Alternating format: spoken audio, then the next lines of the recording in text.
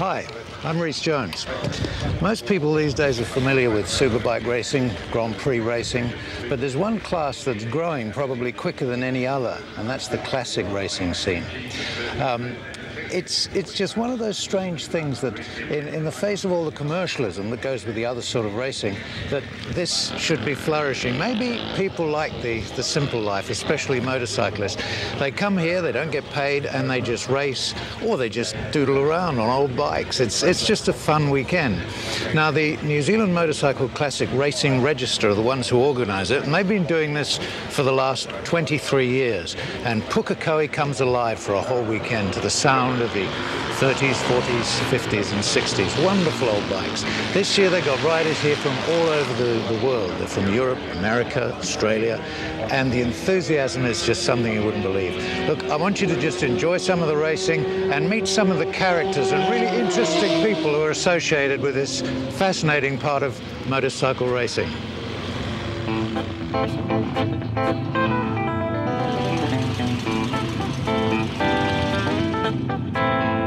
That's fantastic, mate. Look at the detail on it. Beautiful, isn't it? That's incredible.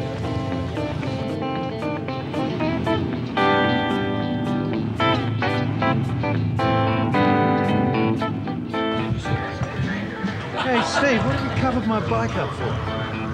Rhys, mate, it's 100 years of Triumph, mate. It's nothing of...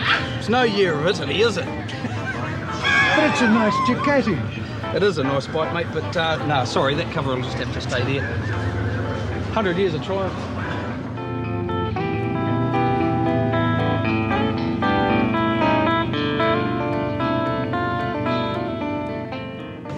It's a Manx Norton 500, 1959.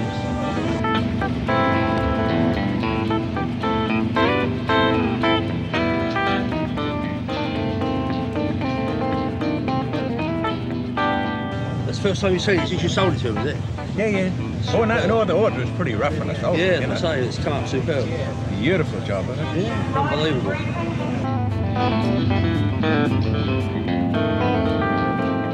Just coming here to see some beautiful bikes, that's the thing. Lovely, yeah, magnificent. Just brings back so many memories of 80 years ago, watching these and seeing them going. Lovely.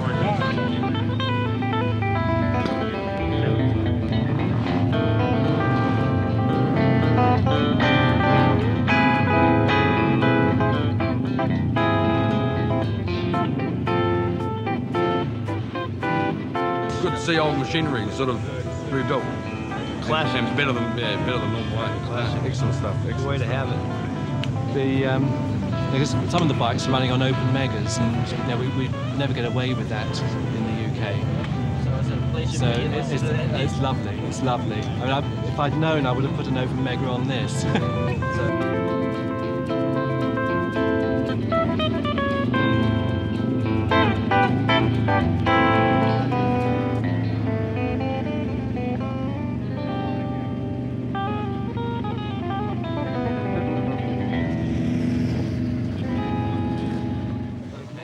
Even this early in the morning at scrutineering, the humour had begun. It has to be a motorcycle. It can't be a Ducati. Oh, it's signed by Agostini. And it's a Ducati. 2 strikes and it's red. We're having problems to start with, aren't we? Jim! You're doing the handbrake. So making sure there's no up and down on the handlebars, it's nice and tight. The throttle has to be able to wind back, which that one's working beautiful. Camaraderie for the riders and just a good get together and have a bit of fun. It's good to get the old bikes out and have some fun down there, eh? It's excellent. Yep. Thank you very much. We actually check the back wheel nuts, make sure they're tight.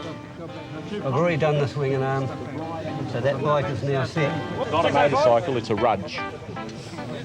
And to rudge people, rudges are the only motorcycles. It's a credit to you, it's a lovely bike. Yeah, thanks very much. How's the work? We sneak through, it's the main thing. Come a long way to sneak through. And I really hope you enjoy the weekend. And I'm sure that at the end of it you'll be converted and you'll be back here again. So okay, we'll be underway in about 5 or 10 minutes, so please go back and get ready. And in the first appearance of the Inca bikes here at Pukekohe, we see New Zealander Jason McEwen sitting on pole position on the Manx Norton, and that would be a rare bike for him to see the two Englishmen there as well, Glenn English and John Cronshaw. Sandro Borman of Switzerland on the outside, and he is the one on that Sealy green bike, gets one of the very good starts.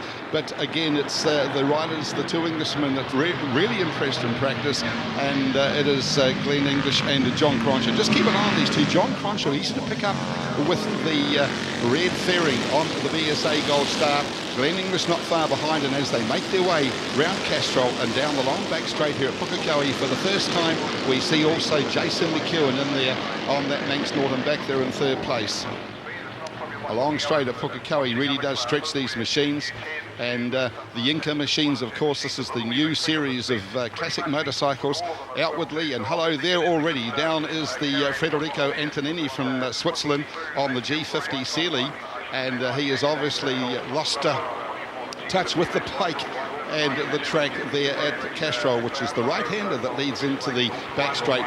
But the lead bikes have now made their way round the hairpin, back over the John Deere Hill, and already John Cronshaw on the BSA Gold Star thunders down in front of the stands here, followed by Glenn English, and we're still looking to see Jason McEwen riding off pole, and he is just coming back into the picture, back there in fourth place at the moment as we try and pick them up, making their way around perhaps the most difficult part of the Pukekohe circuit, but very spectacular for the riders, and on now to the back straight once again. Yes, in practice it has to be said that both John Cronshaw and Glenn English... I think that the bikes that they run in Europe, because they run under a different set of rules, are potentially miles more competitive than our bikes. We run pretty strictly pre-63, they run pre-72. So in that period of 10 years, there's a lot of development in motorbikes, and it means that we're a wee bit sort of behind the eight ball as far as the weight of the bikes goes, and to some degree the horsepower. But whether it changes the thing or not really is up to the people in our club as to what they want to do. So maybe that's something we're going to have to spend the next year figuring out. So McEwen still sits in third. Glenn English has gone into the lead. John Cronshaw sits there now as they come up through the dip. Very, very fast part of the circuit, but you've got to keep to that inside line, and look at this, brilliant racing. Bike links in it, and Jason McEwen, the New Zealander now, is he going to split the two Englishmen, takes the tight line down, and this is the part of the circuit that we've seen before. Jason saves a lot of metres as he goes around here. Look at the tight line he takes, but Glenn English almost up to the mark as well here too. And Glenn English looking to find a line right around the outside of Jason McEwen, and Jason McEwen basically saying, catch me if you can, to the two Englishmen, and they make their way down the back straight again. And unfortunately, wow, what have we got there? The hand in the air from Jason McEwen. That means there is a problem on board the Manx Norton, and sadly, he can do nothing about that. The two Englishmen have rocketed on past. Glenn English leads the way, and now we'll see if John Cronshaw can close that gap right down again. So Jason McEwen looking good. That was magnificent stuff. In fact, we had the stopwatch running there totally unofficially, but running around about the mid-68s. That is very, very quick indeed. Whether or not it's lap record time or not, we're not so sure, but it would have to have been very, very close to it. Down to the line again. This is the last lap. I think we're looking at checkered flag time. John Cronshaw there ahead of Glenn English, and we look for Sandro Borman, the Swiss rider on the G50, the very brightly coloured yellow #1 Sealy G50 behind them back there in third place. Official results of the first Inca International Challenge. First, John Cronshaw of the UK on the BSA Gold Star. Second, Glenn English, also of the UK, on a Molnar Manx. And third, Sandro Baumann of Switzerland on the Sealy G50. I was a little bit too, not stressed is the wrong word. I wasn't loose enough, I wasn't comfortable enough on the bike, and maybe a little bit apprehensive, I don't know, because I haven't ridden the bike for quite we finished racing in September in the UK, so this is the first race, and so it's always the first race after a few months takes a little bit of getting into, but maybe the second race I'm going to try to calm down and steady things up a little bit. I made too many mistakes, to tell you the truth, in that first race. I sort of had a bit of a plan together, and I got into the lead. I think it must have been the second to last lap, I think. I got in the lead onto the back straight, and I just changed into third gear, and she stopped on me, unfortunately. I wouldn't know what's gone wrong with it yet. The boys are having a look at it, but yeah, it was a shame. I was really enjoying it. It was excellent. Flying, yeah. Yep. Howard Smith, 155 on the race there. Alongside him, the doyen of New Zealand, Norton, Ken McIntosh, and one of the big names behind the classic register as well there too. 161 right behind Adrian Trenholm on one of the earlier 1939 Triumphs, the 5T model. And a field ready to get underway, and a very, very good start as well there too. A very big field, this, the vintage and pre-war scratch race. And Steve Walter, there we are, getting underway on a very, very ancient vintage, Steve, 1912 Walter Special. And remarkably, we'll see Steve at the head of the field in other races here at Pukekohe as he rides a very, very smart Triton. But at the moment, though, we now go to the top of the back straight where the lead bikes are well underway. Ken McIntosh and Howard Smith, you can tell the difference between the two of them. Howard with the white helmet and the black leathers, and Ken McIntosh right behind him back there in second place. And my word, Howard Smith starting to stretch it out just a wee bit. Vintage bikes, of course, in this class are those that were built before 1931, and the pre-war bikes are those built up until 1946. And for this race, they're actually divided into the two classes, the 0 to 350 pre-war and the 351 to 500. So it goes without saying that the 500cc machines are the ones that will be the faster, and the ones for the purpose of the race that we're watching now will be at the front of the field. And that's exactly what we're seeing. These are 500cc machines, and it is Howard Smith on the 155 bike coming up over the hill. That's an Ulster Rudge, a 1937 machine. He rides it very, very well. Ken McIntosh behind him as well, stalking him on the early Manx Norton, the pre-war Manx Norton. And then I think we just caught a glimpse of Mark Vella from Australia on 111 back there in third place. A very big contingent of Australia's riders over here for this Classic Register meeting. In fact, that contingent does seem to get bigger every year as we watch the leaders. And Ken McIntosh looking for a way past Howard Smith. Is the Rudge quicker than the Norton? And I guess Pukekohe is one place to suss it out very quickly as they safely negotiate once again Castrol and line up for the run down the back straight. And look at Ken McIntosh this time on the number 5 Manx Norton, right in behind Howard Smith, and heading down into that braking area here at Pukekohe.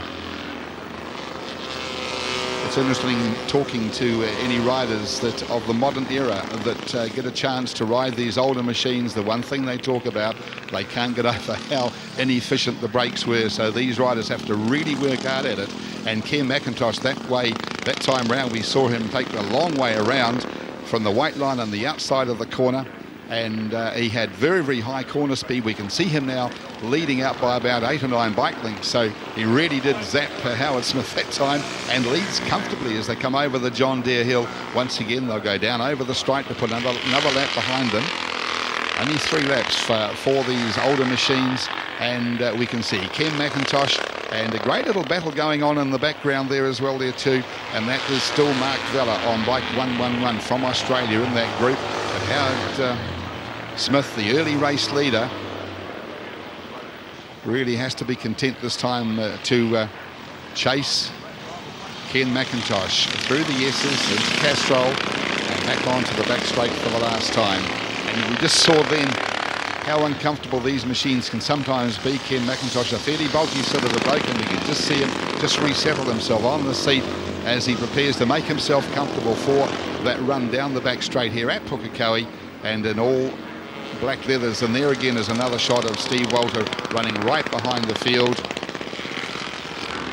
Incredible, isn't it, to think the long distance races that these riders had.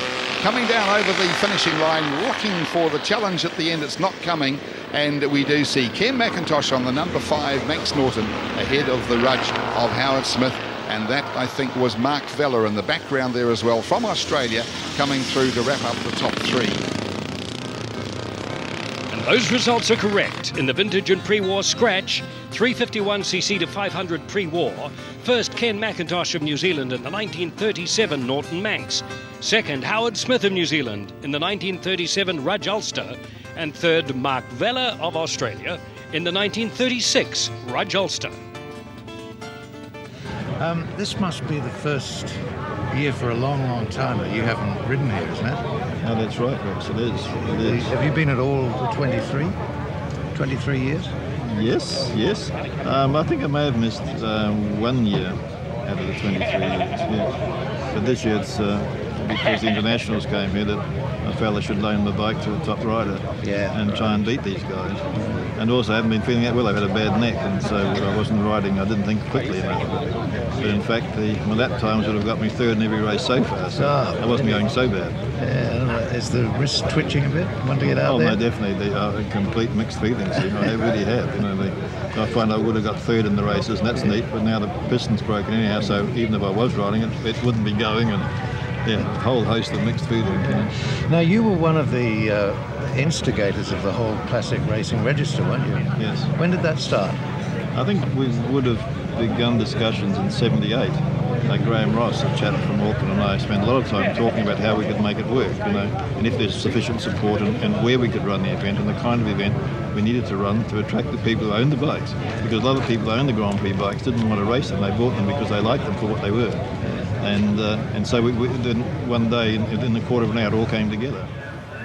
And if you go back to the early days when Pukekohe first opened in the early 60s, machines like this you would be looking at around about the 115, 116, but Jared Love having no problems at the moment now.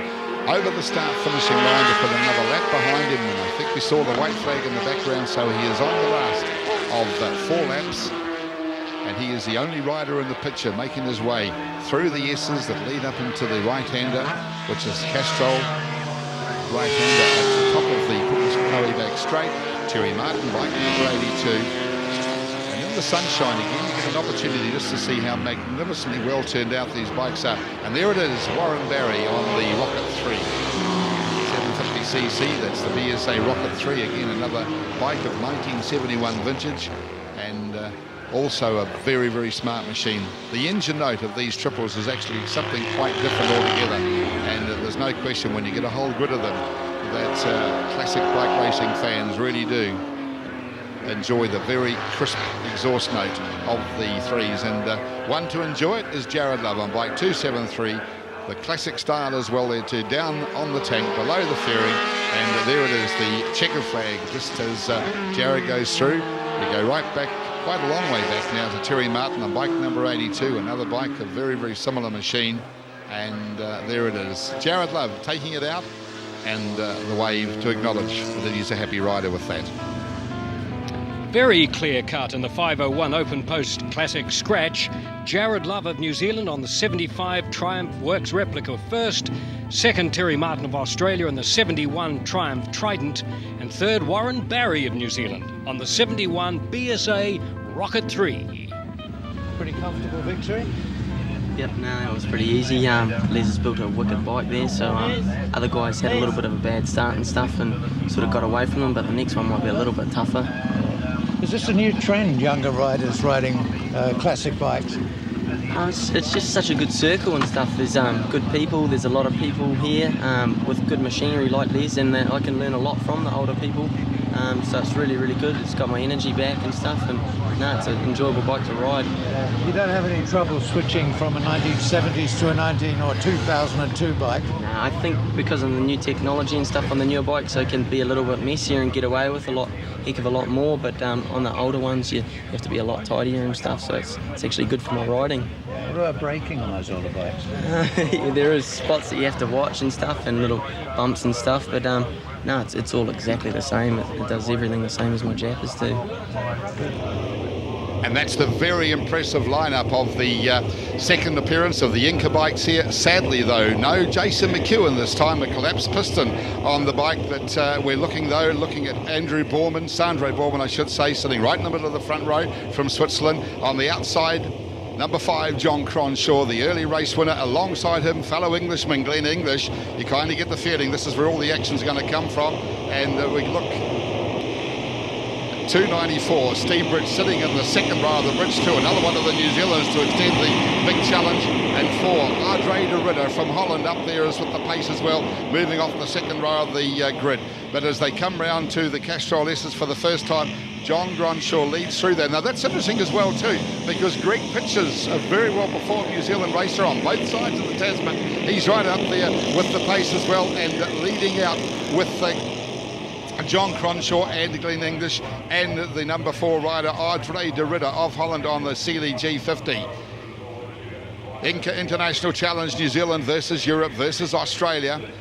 Invitation races over 6 laps here, and they really have been huge crowd pleasers as they make their way back towards the hairpin, up over the John Deere Hill for the first time, and the 2 riders with the red fairings making them easy to pick up for the big crowd here, led through by 39 Greg Pitchers from New Zealand, 5 John Cronshaw, that's a BSA Gold Star, and then we're right behind, we see the number 3 Molnar Manx of Glenn English from the United Kingdom, and well, this is one New Zealander mixing it with the 2 English riders, and he's got quite a tight line through that right-hander as well there too, leading into the yeses, and Glenn English has had the best of the manoeuvre that time, with Greg Pitchers getting in the mix. We just caught a shot there as well there too of 97 David Cole, the Ross Graham Matchless G50 with the yellow leathers on David Cole, another, if we like to say, a modern day road racer trying his hand at the British bikes. And as we said, sadly, Jason McEwen, who really did extend the Englishman in the first race, not now in the field at all, and he is sadly sidelined for the day, but we do have Greg Pitchers there now to offer up some sort of a challenge to the Flying Englishman, and we do see the roles reversed just a little wee bit this time too, because Glenn English on the Molnar Manx comes over the hill again for the second time, and that is quite a comfortable lead over John Cronshaw, back there in second place with the white helmet and the red leathers, making him just a little bit easier to pick up there. A couple of the other international riders coming through there, Bart Crowells from Belgium on the number 44 Matchless G50 in that one. Over the hill they come, stylish riders, both these riders, and once again we see the little look behind him, Glenn English and John Cronshaw. The sound of these machines just reverberating from the stands here at Pukekohe, quite exceptional. They are very, very quick. Modern day Manx Nortons, BSA Gold Stars, Matchless G50s, and very, very quick, running about 10 seconds a lap quicker than they were 30 years ago when these machines were, of course, the number 1 machines in world road racing. And as we speak, look at John Cronshaw making the big move down the back straight now. Glenn English has had a couple of looks over his shoulder. He must surely now hear John Cronshaw on overrun going into the braking area for the hairpin. He would hear Cronshaw's VSA right in behind him. Both very stylish riders. Watch them coming up over the hill. The number 3 bike of Englishman Glenn English holding on to a lead, which is about 8 to 9 bike lengths. Down over the start finishing line they come. They put another lap behind him. They are on the last lap. They are on the last lap. We ask now, is John Cronshaw, has he been biding his time? He has been waiting to do something. He is getting closer. Watch Glenn English. He will also know that Cronshaw is right there now. And what is Glenn English going to do? Really all he needs to do from here? No, my word, he's had a look over his left shoulder. We go right back to Steve Bridge back there as well there too. Followed through by Sandro Borman. They've got past David Colbert down the back straight for the last time. John Cronshaw makes the big move, but Glenn English says no. This one is mine. And look at that under braking.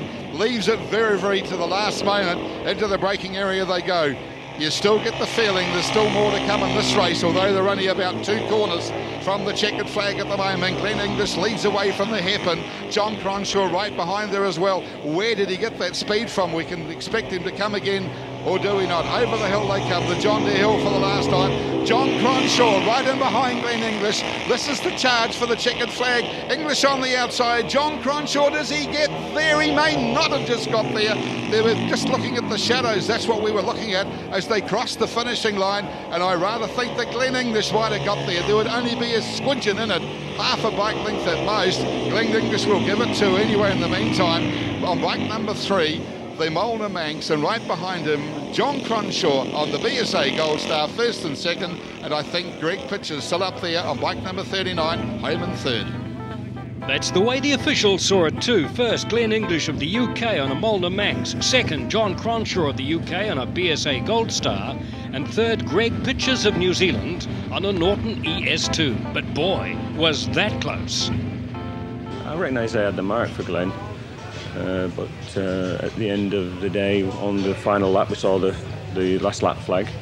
And when I was going back on the straight, I ended up missing my gear. I'd managed to get past Glenn, but missed a gear, so Glenn got past me. And so I made myself hard work for the last few curves, you know, around the hairpin, and then there's the left, and then the fast right. And I really worked hard on the fast right and got a good drive off it. I was just running to the line, and I could gaining, and just as we got there was 2,000ths of a second shy. So they give it Glenn. So made for a good race. I think our bikes are going very well today, and John's got a little bit more speed than me, and he passed me, and then I passed him back, and just turning and throwing. And on the last lap down the back straight, John, he passed me, and as he passed me, he missed a gear. I laughed. Yeah, thank you, John. And then just got in front, and then on the last run down to the flag here, just to drive onto this main straight, he just pulled level with me. I could see him. I was looking down, and I beat him by about 6 inches. So. You said it was 2,000th of a second. Oh yeah, it was close. So, yeah. John wasn't sure we'd won it, but he was coming down the back straight. He was looking at me. He was going, "Is it you or me?" And I said, "It was me." And it was there wasn't a lot in it. It was good, but yeah. So another couple of races today.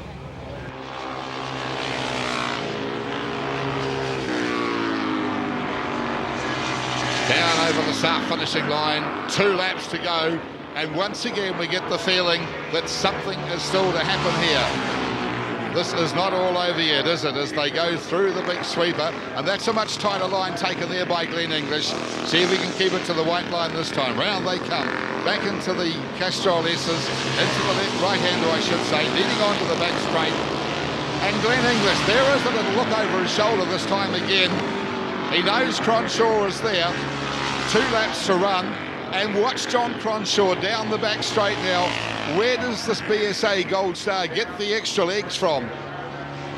Brilliant riding from the 2 Englishmen. Down amongst some of the back markers now. This could pose a bit of a problem for them as well. Safely passed, no problems there at all. That was the Tim Jackson bike, another English rider who let them go through. No problems. And Glenn English, well, this is remarkable. John Cronshaw just seemed to get so close, and then all of a sudden just seems to have been off the pace a wee bit. They come down over the checkered start finishing line. There is the white flag being held out. We are a lap from the checkered flag. And all of a sudden it seems to me as if the fight has gone out of John Cronshaw, and I'm just watching his actions through there. The body language suggests that may be a problem with the bike altogether. The challenge has expired, but I wonder if Glenn English knows this or not. And look at the gap between race leader Glenn English. We can see him there with the afternoon sun glinting on the fairing, and indeed the leathers of Glenn English, heading down to the braking area at Pukekohe, and a long way further back goes John Cronshaw. And, well, it's hard to say, isn't it? We saw a back marker there, hand in the air, retirement coming up. John Cronshaw, though, but certainly travelling a lot slower. Glenn English, certainly not the big challenge from John Cronshaw that we've seen in the past races. He really is looking very comfortable in first place now. Coming up over the hill for the last time, he'll head down to the checkered flag. Glenn English, that's been some brilliant riding, this time without the pressure on him, though. And we look in the background, it will be John Cronshaw there, but Glenn English is checkered flag time, and he comes through 2 out of 3 for Glenn English. John Cronshaw through into second place, and I think we probably go a long way back then to Steve Bridge on bike 294. There is John Cronshaw in the background, and Steve Bridge on bike 294 leading that big battle that we saw taking place in the background. So Glenn English ahead in the International Challenge. First from the UK on the Mulner Manx. Second, John Cronshaw of the UK on the BSA Gold Star. And in third place, the New Zealander Steve Bridge on a Norton Manx. Yet another disappointment for John Cronshaw.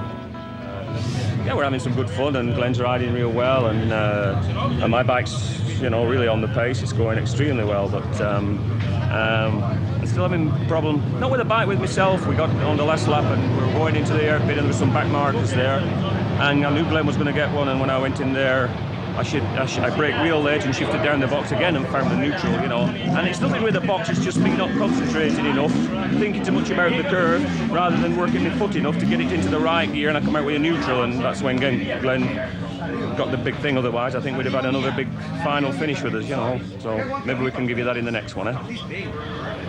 And that's a view of one of the biggest grids of sidecars that we've seen at the Classic Mating, and supplemented by, of course, a lot of overseas riders, Australian teams and teams from the United Kingdom as well. And it is an Australian team that goes straight into the lead. The father and son outfit of Jim and Brett Gilbert, bike number 67, and just popping the sidecar wheel over the rudder strip, on the judder strip, I should say, on the outside of the track there. But look on the inside, that's that very, very peculiar looking matchless G12 outfit. New Zealanders Neville Mickelson and Graham Cole, number 95. Their own design. It's got quite a unique little beak effect, as we can see it over the front wheel, but has always in the past been very well driven by Neville Mickelson. Graham Cole does a lot of solo racing as well, and teams up quite successfully with Neville Mickelson on the 95 outfit, and it'll be interesting to see how they go against a lot of these Australian teams here in classic racing at Pukekohe. Classic sidecar action, and already I can't believe it how Neville Mickelson just bursting out of the hairpin that time, and the Gilberts not being able to do anything about it. We go back into the third place there, just catching the tail end of English pairing Dennis and Christine Etheridge. That's a husband and wife team, but they're going to have to do a lot of work to catch up to the flying Australian, and more so the flying New Zealander. And we just saw Neville Mickelson just looking over his shoulder that time, over the strike for the first time. Graham Cole, the sidecar passengers having to work very, very hard, just moving the body. We can just see there too, getting it a little wee bit sideways as they come round the right-hander off the start, finishing the straight. And look at the power slides that time for Neville Mickelson as well. Graham Cole putting the weight over the rear wheel to keep the pressure on, to keep the weight there, to keep the bike balanced basically, and they accelerate away. And my word, we do have a problem. We just asked the question. we may have spoken too early. We see Neville Mickelson looking down at the moment, and he has slowed. He's looking behind, and as he looks behind, we can see then Brett Gilbert and Jim Gilbert. They go, I was going to say rocketing past. Hello, this is almost... what on earth is going on here? Whatever the problem was they've got it sussed and sorted again. And look at that. The big smoky coming out of the hairpin as Neville Mickelson tries to find power again, but he's not going to be able to find enough, and he's not going to be able to find it quick enough either, as Jim Gilbert now almost comfortably in the lead as we look back for the Atkinson-Cole, the Mickelson-Cole team behind. And there it is, bike number 67 out of New South Wales, Australia. Jim Gilbert, son Brett, across the finishing line, checkered flag for them, and that is a magnificent machine, British Racing Green, but teamed up today with Australians on board, and they take out the sidecar race. A little bit of luck in there, but Neville Mickelson and Graham Cole stay on to come through and to take out the second place. The UK team of Dennis and Christine Etheridge through in third. Last night I had the fuel tank just sitting on the bike, and the fuel lines were sitting down, and a bee climbed in one of the fuel lines. And when we got back after it went down onto one cylinder, and when we got back after the race, we pulled the carb to bits, and we found this little bee's ass and the stingy bit jammed in the needle jet in the carb. So there we go, that was it.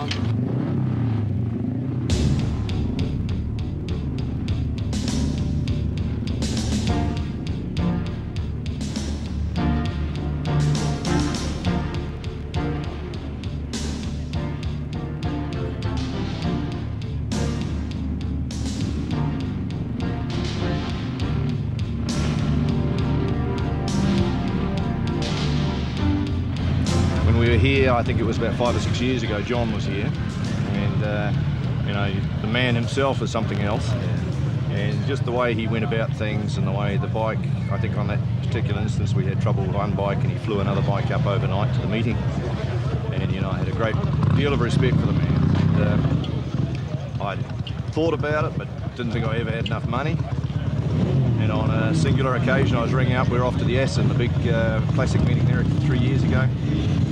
And I spoke to Bob, and Bob is the director of the company. And I was saying we were ordering up some T-shirts and things for all the Kiwis going over there. Offhand comment, as you do, I said, well, when are you going to sell me a Britten? Where's my Britten, sort of thing. And he said, Kevin, if you want one, we got the best one. Oh no, I said, there's no way. Ladies and gentlemen. But basically we came to a mutual decision, and the factory keep use of the bike, and we ride it as often as we can, we demo it, and we keep this one running, which is the only one basically running at the moment in New Zealand. And that's how it came about, so I was very lucky. But it's like many things, Johnny on the spot. And there's the field for the Open Post Classic Scratch Race. On the outside, Jared Love on the number 273, the Works Replica Triumph. And a very, very good looking front row Terry Martin there, bike 82, Pete Sales as well on the 75 Ducati. Warren Barry on 36 there too, but Jared Love nearest the camera. Look at the flying start that he got that time as well. And this is the view we see of Jared Love moving away from that field, straight onto the tight line, through the Jenny and home sweeper, and already straight into a very, very good lead, just getting away from the field. The oil flag waving in the background as well there too, as Jared Love now makes his way onto the back. So my word, Jared Love is gone. Look at that, just crashing out, sliding out under the Triumph that time. Puts the bales back into position again, walks away, points at the marshals with the oil flag and says, what are you doing? Whatever the story was, there was a fall in the warm-up lap there, and that's why the oil flags were up. We could see some of the cement dust there as well, and Jared Love perhaps just, well, who would ever know? But at the moment, though, we now have another race leader, a new race leader, in fact, and that's Steve Bridge on the bike number 294. That is the 748cc Norton Combat. And Steve Bridge, but he's being chased very, very quickly by Terry Martin on a Triumph Triton. So some very, very quick machines here. Steve Bridge over the top of the John Deere hill for the first time, but Terry Martin putting a lot of pressure on him, about 8 or 9 bike lengths behind, and a view of Peter Sales in the background as well there too on the Ducati. So yes, unfortunate for Jared Love. Was it oil on the track, or was it a mistake by Jared himself? There is the oil flag there now, but sadly, too late, I guess, for Jared Love. But the race leader is the one we're looking at the moment, and that is the Norton Combat of Steve Bridge, bike number 294. Terry Martin and chasing him down the back straight there as well. Hard under braking, both these riders go. Martin can look at the patter from the rear wheel of the Steve Bridge bike that time. Hard under, oh my word, and Terry Martin, what's he doing? And we can see some smoke from the bike there as well there too. Now we ask the question, has he got a machine problem? Has he got oil perhaps going on, leaking on to the rear tyre? And I guess he's going to know in a moment when they come over the hill. That was a very, very near thing for Terry Martin. He staved on, good riding skills, and we're looking at the white flag now. They are on the last lap, and Steve Bridge, the race leader, leads over the start finishing line through the big white sweeper, and we can still see the smoke coming from the Martin bike as well there too, and also it looks like he is just starting to drop off the pace just a little wee bit. So they make their way round through Castrol. First and second, Steve Bridge through there, followed by Terry Martin on down the back straight for the last time. This in the Open Post Classic Scratch. And there we see Eddie Preston from Australia. Oh my word, Eddie Preston down and no way round for Noel Howe on 266. The Harley Davidson straight into the bale wall as well on the Harley. But Eddie Preston, and was that some oil on the racetrack? So the mystery certainly deepens, doesn't it, over at Castrol. And Eddie Preston in a little bit of distress there as well there too. No fun lying on the grass with full leathers and a full face helmet on either on a hot day like we've got here at Pukekohe. But there it is, as the Eddie Preston bike is leaned up against the wall. We look back to the hill. Steve Bridge on bike 294.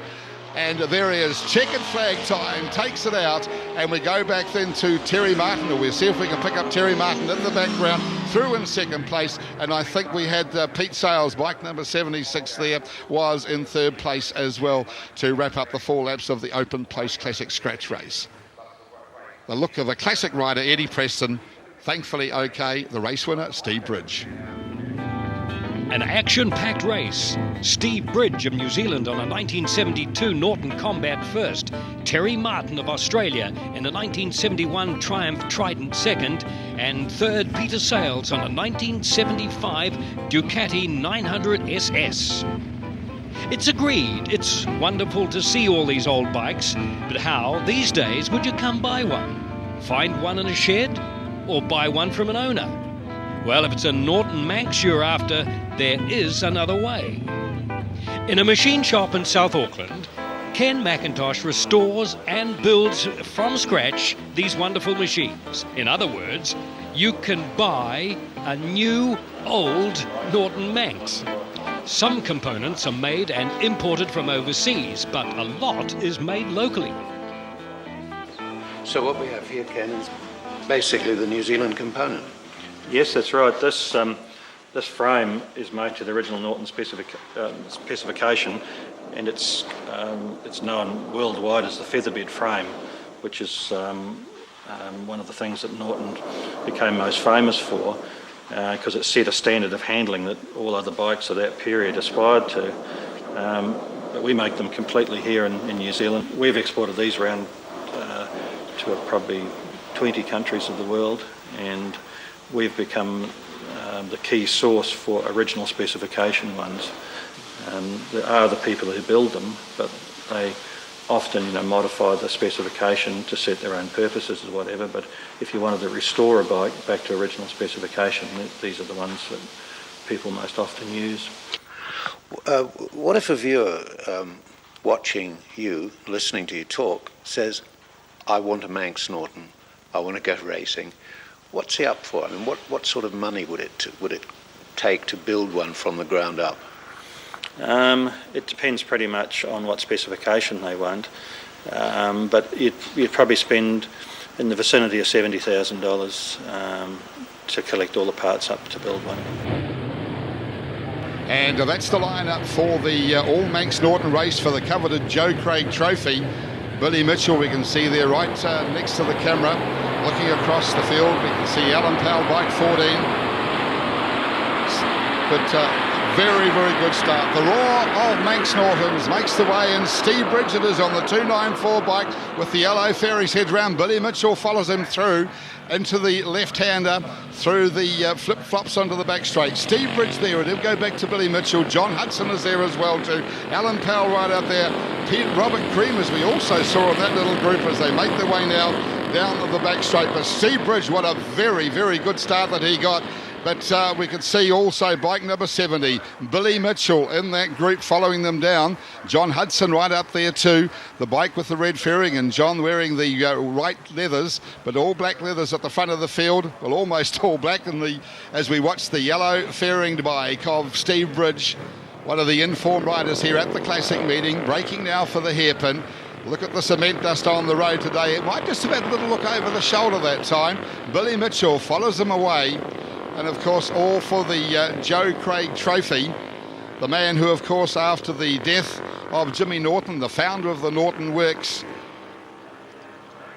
was a development engineer and a team manager, and he really made Manx Norton what they were. He combined brilliant engineering skills with brilliant team selection so far as works riders were concerned, and the Joe Craig Trophy now in classic racing in New Zealand anyway is one of the coveted titles to win. So who is it going to be? As we watch the two race leaders, we also see there John Hudson and Alan Powell. That's the battle for second place, but the battle for the lead halfway down the back straight now, and that is Steve Bridge on the 294 bike. Then we go right back and look at Billy Mitchell just shutting down Steve Bridge as if he was standing still. Rockets past him, remember, they are all on Manx Norton, 500cc Manx Nortons as well, and this is to the braking area they come, and the little bit of patter there from the Steve Bridge bike. So Steve Bridge certainly not giving up that lead easily at all. Billy Mitchell accelerates his way. Look at the hand working there on the throttle as he works his way through the gears, and Steve Bridge leading round into the Big Dipper through the very fast left-hander over the top of the John Deere Hill, and Steve Bridge on bike 294, the 1962 Manx Norton, and Billy Mitchell there in second place. And Billy Mitchell on the 1962 Manx Norton 500 over the top of the hill, and we'll be looking at the 1 lap to go. The white flag should be coming out this time. He is the only rider in shot at the moment, and there is the white flag as well there too.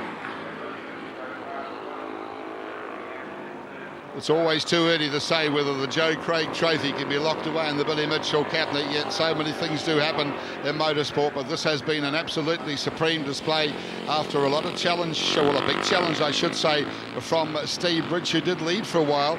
John Hudson is back there, David Hughes from the United Kingdom on the number 9 bike, and a very good shot there too of Robert Creamers on the bike number 20. But it is race leader Billy Mitchell down the back straight.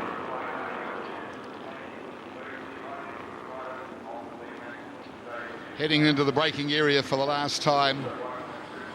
All the other challenges have simply been dissipated, and there is another very, very good shot, the New Zealand Silver Fern on the bottom of the fairing, and once again he probably can't believe it. He's looked behind, he doesn't see anybody. He will probably see David Morley, bike 244, back there in second place. We're looking for him as well there too. Running up there in second place, Rob Creamer's in there. Amongst the back markers, there it is, the race winner, Dick Erdeman in front of him, but Billy Mitchell comes through, he takes it out, and the checkered flag and the Joe Craig Trophy in the Manx Norton race. And we're looking back there for 244. David Morley, I think we spotted them before in second place, and Rob Creamers, we've seen a fair bit of him there too on the number 20, 59 Manx Norton up there into third. Well, that's a very, very good shot there. Fantastic win. There's the Silver Fern again. Race winner, Billy Mitchell. Confirming Billy Mitchell first on the 62 Norton Manx, second David Morley also on a 62 Norton Manx, and third Robert Creamers on a 59 Norton Manx.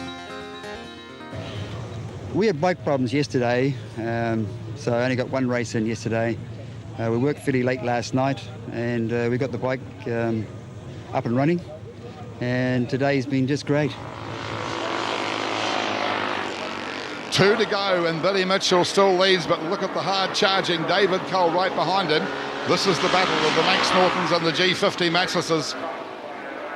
Hard into the big right-hander, the more experienced rider here at Pukekohe, of course, is David Cole, but you have the feeling he's going to have to work hard and overtime here. Right round the outside of the cement dust line to the outside of the circuit, both riders readjusting themselves, and a lot of pressure coming on Mitchell now, no big question about it, as they make their way down the back straight, past some of the back markers. David Cole just tucking right down, fitting into the G50 Maximus, trying to get as much speed out of it as he can, heading for the braking area, but Mitchell still very much the man in control of things at the moment. And look at the quite 2 distinctly different lines that both these riders take. Mitchell going in very, very hard and fast there. In fact, going very, very wide. He really got that one all wrong, and that just gave David Cole the opportunity to come away from that corner, kept his corner speed up, and the advantage now with David Cole. So a lap ago it was Mitchell leading over the hall, now it's David Cole on bike number 97, and as we watch for them go down over the stripe, they'll get the white flag this time, just confirming that from trackside, and there it is, the white flag is out. So what can Billy Mitchell do from here? David Cole has stolen the lead from him into the braking area for the hairpin last time round. And there they are, right amongst some of the back markers. Dick Erdeman once again. And what side of Dick are they going to go? On the inside or the outside? Well, David Cole makes his mind up there. He decides to go hard on the inside. You got the feeling that time that Billy Mitchell may have been put off a little wee bit as well there too. Dick Erdeman doing his own thing. So now David Cole very much in control on the G50 Matchless. But Billy Mitchell's going to come again. It's all going to come down to the braking area. Mitchell closes right up. I can't believe this. Hard under braking, they come down into the hairpin here at Pukekohe, and Mitchell goes past. Just watch the line he takes. That's the same line as he took last time. Hard on the inside, and once again he's gone wide. Oh my word. Billy Mitchell right over on the outside of the track, right over the ripple strips. He won't come back from there, and David Cole on the 97 Ross Graham G50 Matchless. He's got what it takes now over top of John Deere Hill and Billy Mitchell. Too hard, too fast into the braking area, and he has to be content with second place. Checkered flag falls. David Cole it is that goes through and takes the checkered flag. and then we go back to Billy Mitchell and bike number 50. Tim Jackson will be through there in 3rd place. Dave Cole on the 59 500 matchless first, Billy Mitchell on the 62 Norton Manx second, and Tim Jackson of the UK on the 58 matchless third. So the obvious thing is, what's the difference between this and a modern superbike? It's chalk and cheese, really. Everything is so totally different from these old classic bikes. All the geometry, just the way they're designed, compared with the modern stuff. It's they're two totally different motorcycles, really.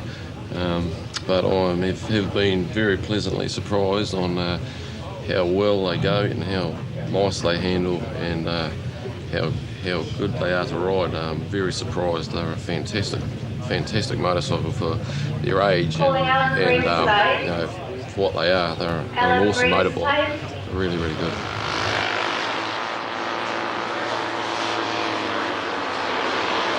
That is the white flag for one to go as well there too. So what's it all going to happen this time? Sweeping through the big sweeper, Ken McIntosh in front, and right round the outside is Rob Creamer's going to have a go. There won't be room round there. No, he won't. Ken McIntosh keeps it all together. Almost like riding over cattle stops, isn't it? Just look at the way the bikes are vibrating. Coming out onto the back straight for the last time. What could any of these three do just to change the situation just a little wee bit? Brent Symes we see on one of the early Indians as well there too, 163, just a little bit further back in placings at the moment, but there is our race leader down the back straight at the moment, but charging through. Rob Creamer's right past him. How can that be? Looking as if Ken McIntosh is standing still, going down into the braking area. Howard Smith with the last charge as well too on 155. Rob Creamer's into the, look at him just going down through the gears, looking very much the man in control of things at the moment. Right around at the outside, no panic whatsoever. Has a little look over his shoulder this time as well too. They've been close before. Will they be close this time for the last time? Rob Creamer's on bike number 20. Then we go back to Ken McIntosh on bike number 5. Howard Smith, the early race leader. At one stage he looked so comfortable in the front, but it's not to be now, and they make their way now. Can anything change the situation as they head down? Amongst some of the back markers, this could be dicey. Rob Creamer's cast a glance sideways. There is checkered flag time. Rob Creamer's through. Then we go back to 155. Howard Smith up there to take second place, and that's about a bike length or two right back to Ken McIntosh on bike number 5. So that's it. Another great weekend of classic road racing. It'll be the 24th year next year, so we hope to see more of you here. I mean, what more could you ask for? Great bikes, nice people, great people, sunshine. See you next year. Bye. It was blood was on the bike, so we were fighting. It was just like, it was He-Man stuff.